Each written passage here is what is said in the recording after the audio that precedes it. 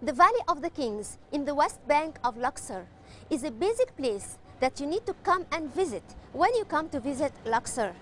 Today I crossed the Nile from the East Bank to the West Bank, coming here to the Valley of the Kings. And right now I'm going to get on a taf-taf, which is a local transportation that you're going to use going to visit the Valley of the Kings. Let's enjoy the scenery together and see you over there in a while. The belief of the ancient Egyptian in an eternal life after death drove him to take every precaution to preserve his body intact, so that when the time of resurrection comes, his spirit can be reunited with him and he can live once again. He called his tomb Perjet, or the Eternal House, as it's where he would be immortalized. So he constructed it out of a hard material that should be able to resist time. It's the hardest material ever, the stone. His body was placed in a sarcophagus made of stone too. As for the soil, it had to be dry, so the desert would be a perfect location for burials. The kings of the New Kingdom were aware of the fact that their ancestors' tombs were robbed, because they were perfectly seen above the ground, like the pyramids, and thus the chances of eternal life for them were lost. The mortuary temples that were attached to these tombs had to go, if they wanted to have a safe burial. So they decided to choose a remote location away from the living and to separate between the tomb and its temple.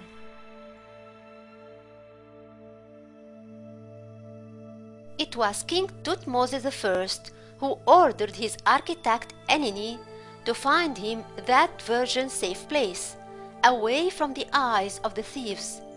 And indeed he found it. It was to become what's today known as the Valley of the Kings.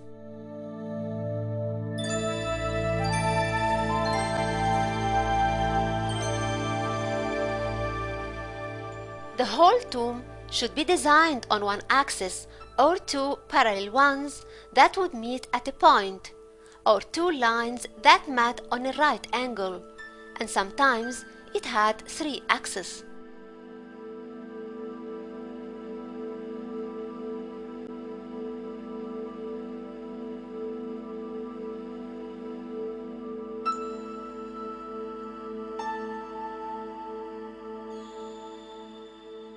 Some of the tombs were cut out in the rocks of the mountains. To hide them, the workers would fill the entrances with natural stones and make the mountain appear untouched before.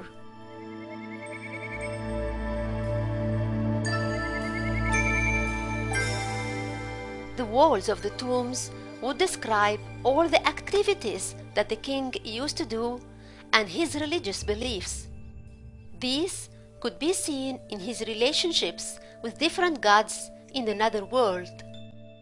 A royal tomb should have all the important earthly possessions of its owner. Replicas or imitations of some of them would be done in case they were lost. Most of these royal funerary furniture were made of gold or wood covered with gold, or precious stones and materials like alabaster and granite.